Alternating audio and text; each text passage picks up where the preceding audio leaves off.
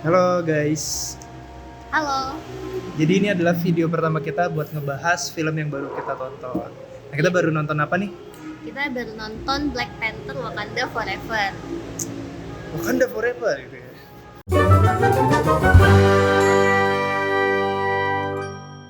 Sebenarnya harus nonton yang pertama dulu nggak sih? Menurut kamu gimana? Harus nonton yang pertama, harus sih kalau ini kayaknya.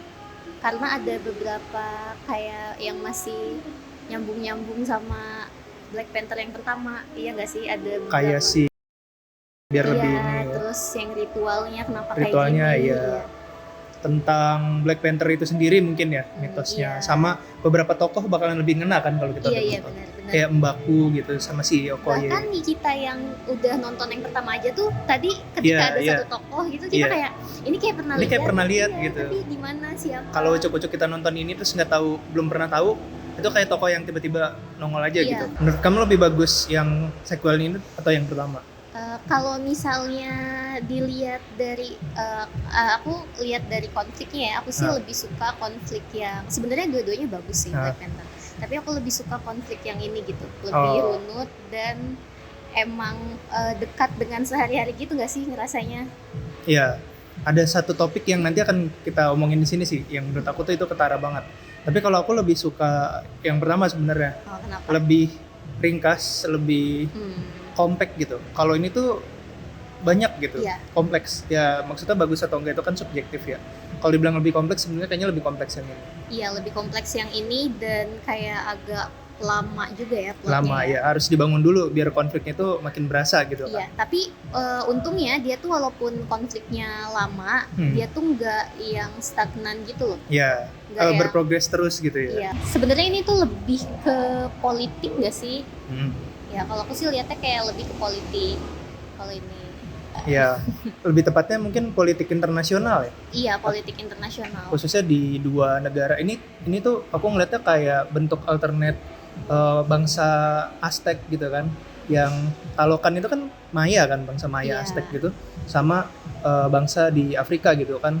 Selain di secara global itu bukan cuma ada Amerika, Prancis, Indonesia kayak gitu-gitu, tapi ada juga beberapa negara-negara yang emang dia tuh tertutup, saking tertutupnya tuh sampai nggak ada orang yang tahu gitu, nggak ada orang lain yang tahu.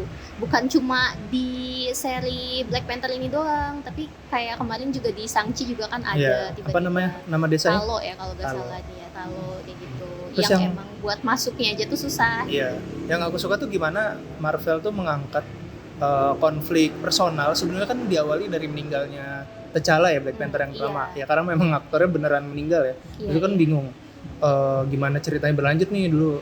Sebenarnya tuh naskahnya tuh udah jadi waktu Oke. yang Black Panther pertama buat kedua tuh udah jadi katanya. Tiba-tiba si Chadwick Boseman-nya meninggal. Nah sutradaranya itu udah mau mundur nih karena berarti kan Iya. ceritanya dibongkar habis-habisan kan. Tapi akhirnya udah kita coba aja dan hasilnya bagus. Dan bagus, iya bagus. Ya, nah itu ngomongin konflik personal, sebenarnya ini kan berawal dari meninggalnya si T'Challa ya kalau di sini. Nah ini bagusnya dia disebutin meninggalnya itu ya udah alamiah aja gitu. Ini bukan spoiler ya karena emang udah di awal banget Iya. gitu. Alamiah, terus ya udah gimana nih kerajaan ini? Berarti kan dari yang mikro tuh, yang personal gimana nih kerajaan ini berlanjut dan bahkan lebih jauhnya lagi gimana secara internasional gitu posisinya. Iya.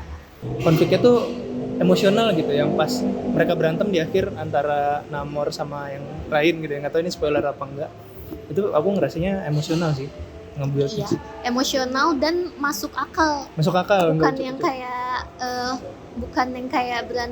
berantem bocil yang Iya, nggak ada angin, nggak ada hujan gitu. Nggak. kayak cuma adu otot doang gitu kan, Iya. karena emang di sini aku sih ngelihatnya nggak ada yang penjahat sama pahlawan malah. Iya, nggak ada. Ini cuma sama-sama punya kepentingan.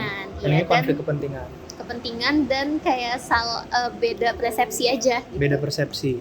Iya, sama kayak konflik di dunia ini sebenarnya. Iya. Kita nggak bisa nentuin siapa hero-nya, pahlawannya, dan siapa villainnya langsung gitu. Nggak cuma satu dua orang. Nggak, misal di sini kita nentuin oh Shuri nih yang pahlawannya. Tapi tuh bahkan antar bangsanya, bahkan tokoh-tokohnya pun ada yang nggak setuju juga kan sama ininya. Iya. Kita nggak boleh nyerang, ada yang pasifis gitu kalau di dunia nyata nggak mau perang gitu. Terus ini gak sih pernah denger gak waktu itu aku pernah lihat ada salah satu quotes di Naruto, entah Pain yang bilang atau Iya. apa, yang katanya upaya untuk berdamai itu Iya, ada malah dengan- mendatangkan perang. Iya. Nah itu yang terjadi di Black Panther ini nih. Jadi kayak semuanya pengen hidup mereka damai. Gimana caranya? Dengan mengalahkan musuh mereka gitu. Jadi kayak ketika mereka merasa nggak punya musuh kan berarti mereka damai. Iya. Apa ya? Udah yang terakhir ya. Kesannya gimana? Kesannya ini sih, aku sih ngelihatnya ini memberikan warna baru buat Marvel. Karena emang yang ini tuh apa ya, beda aja. Biasanya Marvel tuh dibikin ceritanya tuh yang ringan, yang kayak diselesaikan dengan konflik kekeluargaan. Nah iya kan, nah sedangkan ini tuh kayak emang dari awal tuh emang dewasa kayak gitu. Tapi aku kurang setuju kalau dibilang sederhana ya dan kekeluargaan. Sebenarnya kayak misalnya kita ngomong Multiverse of Madness. Maksud kamu kan penyelesaiannya gitu ya, personal gitu kan. Tapi kan itu dihubungkan dengan ini juga. Dia menghubungkannya bagus gitu dengan ancaman multiverse. Bukan ya kan? Yang itu sih yang aku maksud tapi. Oh, yang Shang-Chi. Iya, Shang-Chi. Terus yang itu juga apa? Yang Spider-Man juga itu alasannya kan kayak iya. Bukan untuk film Marvel yang lain menurut kamu memberikan warna baru ya? Iya. Kalau buat aku ini adalah epilog yang bagus sih. Maksudnya aku ngerasa kalau setelah habis Infinity War tuh Endgame ya. Setelah Endgame tuh sebenarnya Marvel udah selesai kalau buat aku ya. Makanya aku sebenarnya udah bilang kan nggak mau nonton film-film Marvel ini tuh karena udah cukup gitu. Nah setelah nonton akhirnya nonton juga kan tokoh-tokoh lain tuh itu lebih ke epilog aja sih. Gimana sih kehidupan mereka setelah perang itu selesai dan mereka nggak saling terhubung kan. Iya. Nah menurut aku ini kayaknya emang film terakhir yang akan aku nonton sih. Ini kayak epilog yang bagus banget. Setelah kemarin-kemarin tuh banyak yang di fase 4 tuh kurang bagus menurut aku. Nah ngomong-ngomong soal itu kita bakalan nge-ranking kali ya. Okay. Yang mana yang di fase 4 ini yang kamu belum nonton Black Widow? Black Widow aku nggak nonton. Agak boring di awal. Oh udah sempat nonton di awal doang ya? Iya di awal. Yaudah itu nanti kita bahas di video selanjutnya ya. Oke yaudah sampai sini dulu. Ini review film pertama, bukan review ya, ngobrolin film aja yang kita tonton. Kita selesaiin dulu, mudah-mudahan nanti film-film lain bisa kita rekam terus kita obrolin di depan kamera sama di upload ya. Oke, sampai jumpa di video selanjutnya.